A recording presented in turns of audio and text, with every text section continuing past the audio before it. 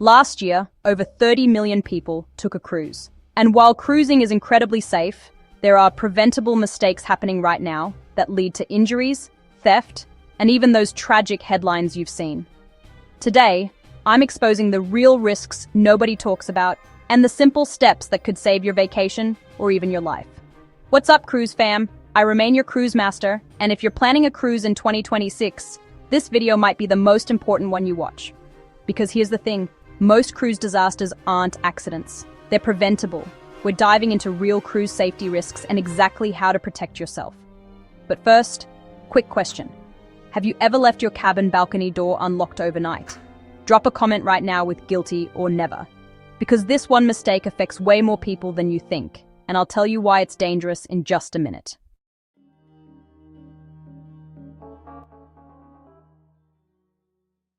Alright, let's start with something nobody wants to talk about but needs to be said. If you're traveling with teenagers or young adults, listen up. Here's the reality. This age group is at higher risk for cruise incidents. I'm not trying to scare you, I'm trying to prepare you. What you need to do. If teens are in a separate cabin, get an adjoining room or one directly across the hall. Set mandatory check-in times, morning text, evening dinner, and a goodnight message. Treat the ship like you would a big city, not a babysitter. I know your 17-year-old thinks they're invincible, but wandering the ship at 2 a.m. after drinking? That's when bad situations happen. Set boundaries now, enforce them on board. Now, most people think the biggest dangers are on the ship. Wrong. The real risk is actually when you step off. I'll explain in 30 seconds.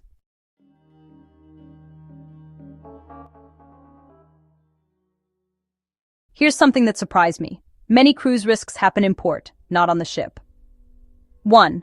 Petty theft. Pickpockets love crowded markets. Keep valuables in your cabin safe, not your bag. 2. Missing the ship. It happens every cruise. Set your watch to ship time.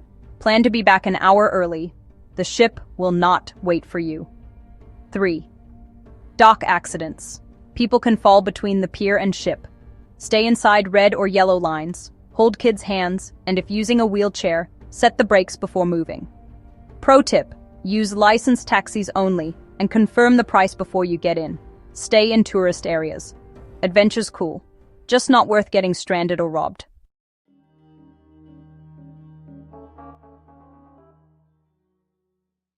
Let's talk about a touchy topic. Theft on cruise ships. Rare, yes. Real, also, yes. Here's your defense. Use your in-cabin safe for passports, cash, jewelry, even prescription medications.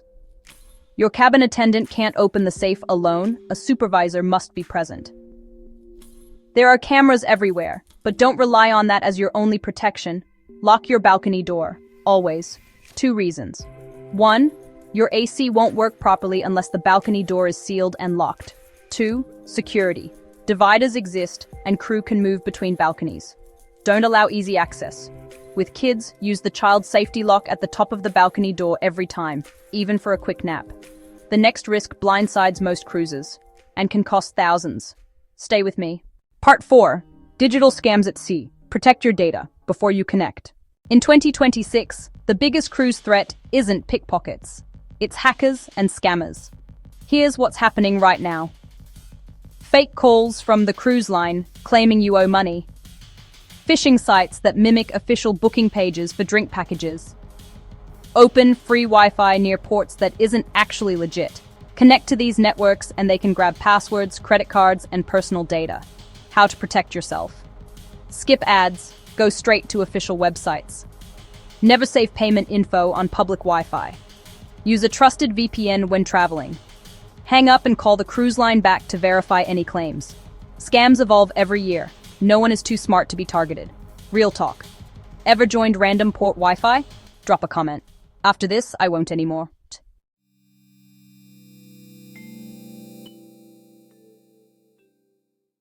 Shout out to my solo cruisers.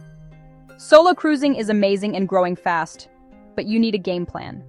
Solo safety checklist. Find a buddy at the solo traveler meetups.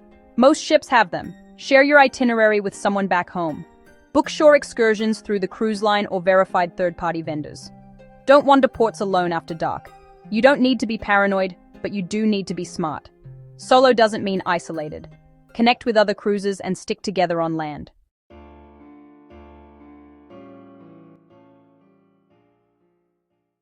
If you're cruising with kids, this section is non-negotiable. 3 simple rules keep little ones safe. Let's hit them fast. Rule 1. Never let kids climb on balcony furniture or railings, ever. 1 slip is all it takes. Rule 2. Use the child safety lock every time you're in the cabin, nap time included. Rule 3. At the pool, watch your kids like a hawk, even if there's a lifeguard on duty. I still see young kids in the water with no parent nearby. Don't be that parent.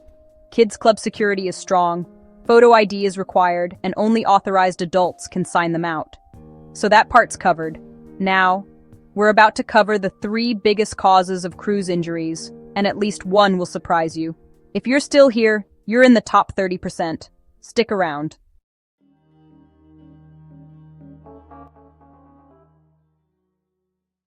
The number 1 cause of cruise injuries?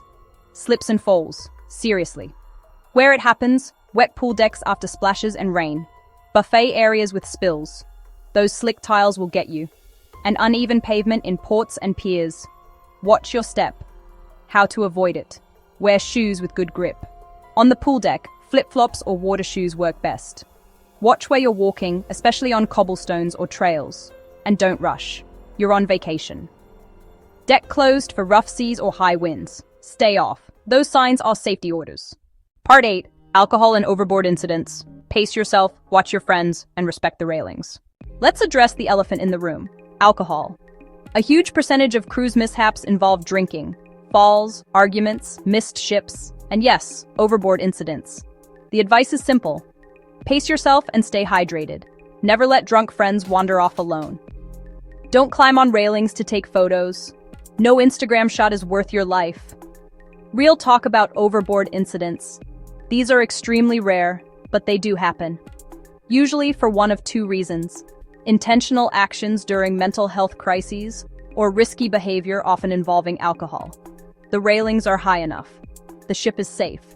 But sitting on railings or leaning too far over, that's when tragedy strikes. Watch out for each other. If your friend is drunk and heading to the deck alone, go with them.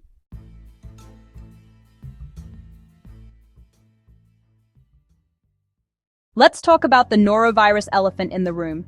Cruise ships don't cause illness, but close quarters help it spread. How to stay healthy. Wash your hands constantly, especially before eating. Use hand sanitizer stations.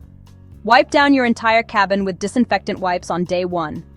Get enough sleep and stay hydrated. Trying to do everything and running yourself down is the fastest way to get sick.